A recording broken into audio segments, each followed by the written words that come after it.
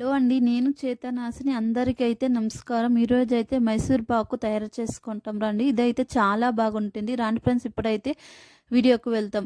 ఇప్పుడైతే ఒక 1 కప్పు శనగపిండి తీసుకుని జల్లెడ పెట్టుకున్నాను. 1 కప్‌కు 2 కప్పు షుగర్ తీసుకోండి. తీసుకున్న తర్వాత ఇప్పుడు ఇదైతే ఇదైతే చక్కెర పాకం తెచ్చుకోవాలి. ఇప్పుడైతే మరో పక్కన స్టవ్ అంటించుకొని ఆయిల్ వేసుకోండి.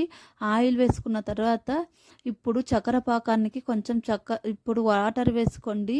వాటర్ వేసుకుని ఒక పక్కన ఆయిల్, ఒక పక్కన చక్కెర పాకము. ఇప్పుడైతే ఇలాచి పౌడర్ వేసుకొని చక్కెర పాకానికి బాగా కలుపుకోండి. చూడండి, మనము ఇదైతే గ్యాస్ సిమ్లో పెట్టుకొని ఇలా చేతిలో ఇలా అంటే బంకలాగా ఉంటే పాకం వచ్చినట్లు. ఇప్పుడైతే శనగపిండి వేసి బాగా కలుపుకోండి. నేనైతే ఈ వీడియోను కింది లింక్ ఇచ్చిందని చూడండి. ఇప్పుడు శనగపిండి ఇలా వేసి కలుపుకోండి. కలిపిన తర్వాత మరోపక్కన ఆయిల్ వేసుకున్నాం. దాని ఆయిల్ కొంచెంగా వేసుకొని కలపండి. ఇదైతే ఉండలు లేకుండా కలుపుకోండి. ఇదైతే చాలా టేస్టీగా చాలా బాగుంటుంది. ఇలా ఇంట్లోనే తయారు చేసుకుంటే పిల్లలు చాలా ఇష్టంగా తింటారు. ఇప్పుడు ఆయిల్ వేసుకొని బాగా కలుపుకోండి. నేనైతే ఈ వీడియోని కింద లింక్ ఇచ్చిందని చూడండి. ఇప్పుడు ఆయిల్ కలిపిన తర్వాత ఇప్పుడు ఉండలు లేకుండా బాగా కలుపుకోండి. చూడండి, ఇలా ఉండాలి.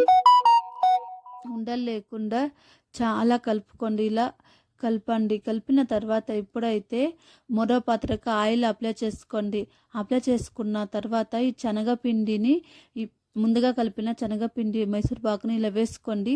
తర్వాత ఒక 10 నిమిషాలు ఆరిన తర్వాత యాసేపు కావాలో మీకు లైన్గా కట్ చేసుకోండి. కట్ చేసుకుని ఒక ప్లేట్లో బోర్లిచ్చండి. మనకైతే మైసూర్ పాకు తయారైపోయింది. నేనైతే వీడియోని కింది లింక్ ఇచ్చిందని చూడండి ఫ్రెండ్స్. చాలా బాగుంటుంది, చాలా టేస్టీగా ఉంటుంది. మీరు ట్రై చేసి చూడండి. Bye friends. నేను వీడియో కింది లింక్ ఇచ్చిందని చూడండి.